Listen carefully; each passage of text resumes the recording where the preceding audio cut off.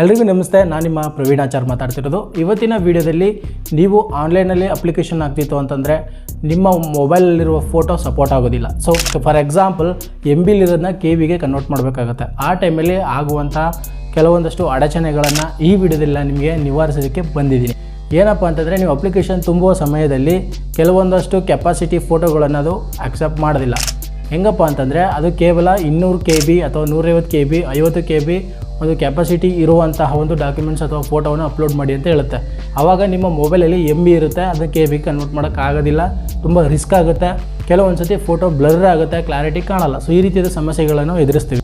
ಅದರಿಂದ ಇವತ್ತಿನ ವಿಡಿಯೋದಲ್ಲಿ ನಾನು ನಿಮಗೆ ತಿಳಿಸ್ಕೊಡ್ತೀನಿ, ನಿಮ್ಮ ಮೊಬೈಲ್ ಇರುವ ಒಂದು ಫೋಟೋವನ್ನು KBಗೆ ಯಾವುದೇ ರೀತಿಯ ಕ್ವಾಲಿಟಿ ಅಥವಾ ಕ್ಲಾರಿಟಿ ಕಮ್ಮಿ ಆಗದೇ ಯಾವ ರೀತಿಯಾಗಿ ಮಾಡ್ಕೋಬೋದು ಅನ್ನೋದನ್ನ ಕಂಪ್ಲೀಟಾದ ಡೀಟೇಲ್ಸ್ನ ತಿಳಿಸ್ಕೊಡ್ತೀನಿ. ಇದಕ್ಕೆ ನಿಮ್ಮ ಹತ್ರ ಮೊಬೈಲ್ ಇದ್ದರೆ ಸಾಕು, ಅಥವಾ ಲ್ಯಾಪ್ಟಾಪ್ ಡೆಸ್ಕ್ಟಾಪ್ ಇದ್ರೂ ಕೂಡ ಆರಾಮಾಗಿ ನೀವು ಮಾಡ್ಕೋಬೋದು. ಮೇಲ್ಗಡೆ ಐಕ್ ಬಟನ್ ಕೊಡ್ತೀನಿ ನೋಡಿ. ಸೊ ಇದು ಮೊಬೈಲಲ್ಲಿ ಜಸ್ಟ್ ಒಂದು ಅಪ್ಲಿಕೇಶನ್ ಇನ್ಸ್ಟಾಲ್ ಮಾಡೋದ್ರ ಮೂಲಕ ಇನ್ಸ್ಟೆಂಟಾಗಿ ಮಾಡ್ಕೋಬೋದು. ಸೊ ಇನ್ನೊಂದು ಸ್ವಲ್ಪ ಸಖತ್ತಾಗಿ ಬರಬೇಕು, ಚೆನ್ನಾಗಿ ಕಾಣಬೇಕು, ಕ್ವಾಲಿಟಿ ಏನೂ ಆಗಬಾರ್ದು, ಸ್ವಲ್ಪ ಚೆನ್ನಾಗಿ ಕಾಣಬೇಕು ಅಂತಂದರೆ ಈ ಒಂದು ಲ್ಯಾಪ್ಟಾಪ್ ಅಥವಾ PC ಅಥವಾ ನಿಮ್ಮ ಮೊಬೈಲಲ್ಲಿ ಕ್ರೋಮ್ ಬ್ರೌಸರಲ್ಲಿ ಆರಾಮಾಗಿ ಮಾಡ್ಕೋಬೋದು. ಸೊ ಅದನ್ನು ತಿಳಿಸ್ಕೊಡ್ತೀನಿ ಇವತ್ತಿನ ವಿಡಿಯೋದಲ್ಲಿ. ಅದಕ್ಕಿಂತ ಮುಂಚೆ ನೀವು ನಮ್ಮ ಚಾನಲ್ ಇನ್ನೂ ಸಬ್ಸ್ಕ್ರೈಬ್ ಮಾಡಿಲ್ಲ ಅಂದರೆ ಬೇಗ ಮಾಡ್ಕೊಳ್ಳಿ.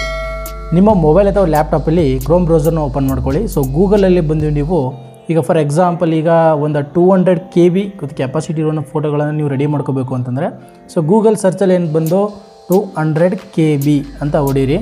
ಅಲ್ಲಿ ಹೊಡೆದ ತಕ್ಷಣ ನಿಮಗೆ 200 KB ಅಂತ JPG ಅಂತ ಹೊಡೀರಿ. ಇನ್ನೇನು ಸರ್ಚ್ ಮಾಡೋಕ್ಕೆ ಹೋಗ್ಬಿಡಿ. ಸರ್ಚ್ ಮಾಡಿದ ತಕ್ಷಣದಲ್ಲಿ ನಿಮಗೆ ಸುಮಾರು ಆಪ್ಷನ್ ಬರುತ್ತೆ, ವೆರೈಟಿ ಆಪ್ಷನ್ಸ್ಗಳು. ಸೊ ನೀವೆಲ್ಲೂ ಆ ಥರ ಟಚ್ ಮಾಡ್ಕೊಳಕ್ಕೆ ಹೋಗ್ಬಿಡಿ.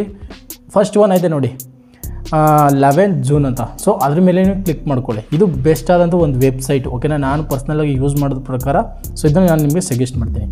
ಸೊ ಇಲ್ಲಿ ಸೆಲೆಕ್ಟ್ ಇಮೇಜ್ ಅಂತ ಬರ್ತಿದೆ. ಸೊ ಅದ್ರ ಮೇಲೆ ನೀವು ಕ್ಲಿಕ್ ಮಾಡ್ಕೊಳ್ಳಿ. ಇದಕ್ಕೆ ಯಾವುದೇ ರೀತಿಯ ಸೈನ್ ಇನ್ ಆಗೋ ಒಂದು ಅವಶ್ಯಕತೆ ಇಲ್ಲ, ಓಕೆನಾ. ಸೊ ಡೈರೆಕ್ಟಾಗಿ ನೀವು ಡ್ರ್ಯಾಗ್ ಕೂಡ ಮಾಡ್ಕೋಬೋದು, ಅಥವಾ ನಿಮ್ಮ ಮೊಬೈಲಲ್ಲಿರುವಂತಹ ಅಥವಾ ಲ್ಯಾಪ್ಟಾಪಲ್ಲಿರುವಂಥ ಸಿಸ್ಟಮಲ್ಲಿರುವಂಥ ಫೋಟೋಗಳನ್ನು ಡೈರೆಕ್ಟಾಗಿ ಕೂಡ ಹಾಕೋಬೋದು. ಸೊ ಫಾರ್ ಎಕ್ಸಾಂಪಲ್ ಈಗ ನನ್ನದೇ ಆದ ಒಂದು ಫೋಟೋವನ್ನು ಈಗ ಒಳಗಡೆ ಇದ್ರಲ್ಲಿ ಸೇರಿಸ್ತಾ ಇದ್ದೀನಿ. ಸೊ ಇದು ಕೆಪಾಸಿಟಿ ಬಂದು ಎಷ್ಟಿದೆಯಪ್ಪ ಅಂತಂದರೆ ಇಲ್ಲೇ ತೋರಿಸುತ್ತೆ, ನೀವು ನೋಡ್ತಿರ್ಬೋದು. ಸೊ ಇದು ಕೆಪಾಸಿಟಿ ಬಂದು 28 KB ಕೆಪಾಸಿಟಿ ಇದೆ ಈ ಫೋಟೋ.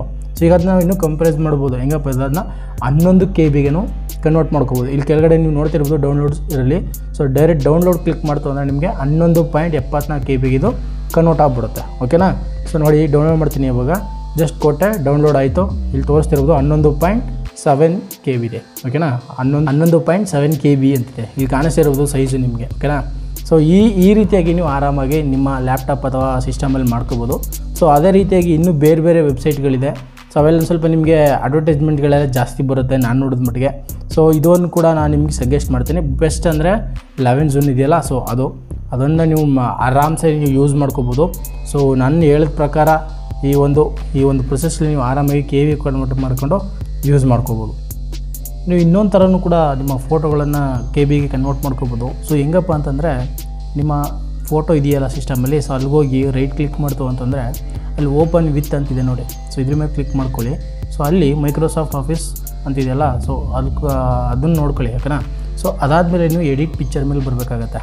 ಎಡಿಟ್ ಪಿಕ್ಚರ್ ಮೇಲೆ ಬಂದು ಇಲ್ಲಿ ನೋಡ್ತಿರ್ಬೋದು ರೀಸೈಜ್ ಅಂತ.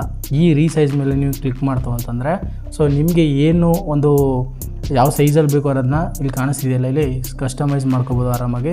ಇಲ್ಲಿ ಕ್ಲಿಕ್ ಮಾಡಿಕೊಂಡು ಎಷ್ಟೆಷ್ಟು ಇರಬೇಕು ಅನ್ನೋದನ್ನ ಇದು ಮಾಡಿಕೊಂಡು ಎಷ್ಟು ಪರ್ಸೆಂಟೇಜ್ ಇರಬೇಕು ಈ ಫೋಟೋನೂ ಮಾಡಿಕೊಂಡು ಓಕೆ ಮೇಲೆ ಕ್ಲಿಕ್ ಮಾಡ್ತು ಅಂದರೆ ಈ ಫೋಟೋ ಕಂಪೇರೈಸ್ ಆಗಿಬಿಡುತ್ತೆ, ಓಕೆನಾ. ಇನ್ನೊಂದು ಸತಿ ಮಾಡ್ಕೋಬೋದು. ಹೆಂಗಪ್ಪ ಇಲ್ಲಿ ಕಂಪ್ರೇಸ್ ಪಿಕ್ಚರ್ ಅಂತಿದೆಯಲ್ಲ, ಇಲ್ಲೂ ಹೋಗಿ ಕೂಡ ನೀವು ಮಾಡ್ಕೋಬೋದು. ನೋಡಿ ಇಲ್ಲಿ ಕಾಣಿಸ್ತಿದೆಯಲ್ಲ ಮೇಲ್ ಇಮೇಜು ಮತ್ತು ವೆಬ್ ಪೇಜು, ಡಾಕ್ಯುಮೆಂಟು.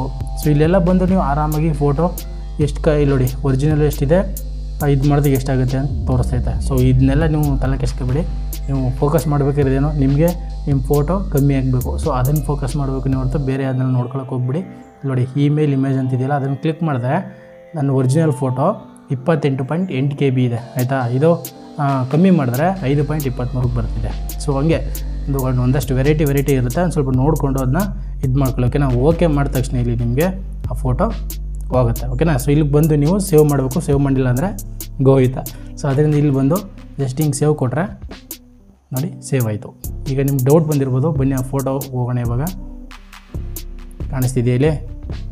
ಸೊ ಪ್ರಾಪರ್ಟೀಸೇ ತೆಗೆದುಬಿಡ್ತೀನಿ, ಅಲ್ಲಿ ನಿಮಗೆ ಕ್ಲಾರಿಟಿಯಾಗಿ ಗೊತ್ತಾಗ್ಬಿಡುತ್ತೆ. ಸೊ ಈಗ ಪ್ರಾಪರ್ಟೀಸ್ ಓಪನ್ ಮಾಡೋಣ. ನೋಡಿ ಎಷ್ಟು ಕಾಣಿಸ್ತಿದೆ, 4.57 KB ಓಕೆನಾ. ಈ ರೀತಿಯೂ ಕೂಡ ನೀವು ಮಾಡ್ಕೋಬೋದು. ನೋಡಿದ್ರಲ್ಲ ಎಷ್ಟು ಈಸಿ ಇದೆ ಪ್ರೊಸೆಸ್ ಅಂತ. ಆರಾಮಾಗಿ ನೀವು ನಿಮ್ಮ ಮೊಬೈಲ್ ಅಥವಾ ಟ್ಯಾಬಲ್ಲೇ ಮಾಡ್ಕೋಬೋದು. ಯಾವುದೇ ಒಂದು ಹೆಲ್ಪ್ನ ಇಲ್ಲದೇ ಆರಾಮಾಗಿ ನಿಮ್ಮ ಅಪ್ಲಿಕೇಶನ್ನ ನೀವೇ ತುಂಬ್ಕೋಬೋದು. ಹೇಗೆ ಅನ್ನಿಸ್ತೀವಿ ವಿಡಿಯೋ ಅನ್ನೋದನ್ನ ಕಮೆಂಟ್ ಸೆಕ್ಷನಲ್ಲಿ ತಿಳಿಸೋದು ಮಾತ್ರ ಮರಿಬೇಡಿ ಅಂತ ಹೇಳ್ತಾ ಈ ವಿಡಿಯೋನ ಇಲ್ಲೇ ಮುಗಿಸ್ತಾ ಇದ್ದೀನಿ. ಎಲ್ರಿಗೂ ನಮಸ್ತೆ, ಜೈ ಹಿಂದ್.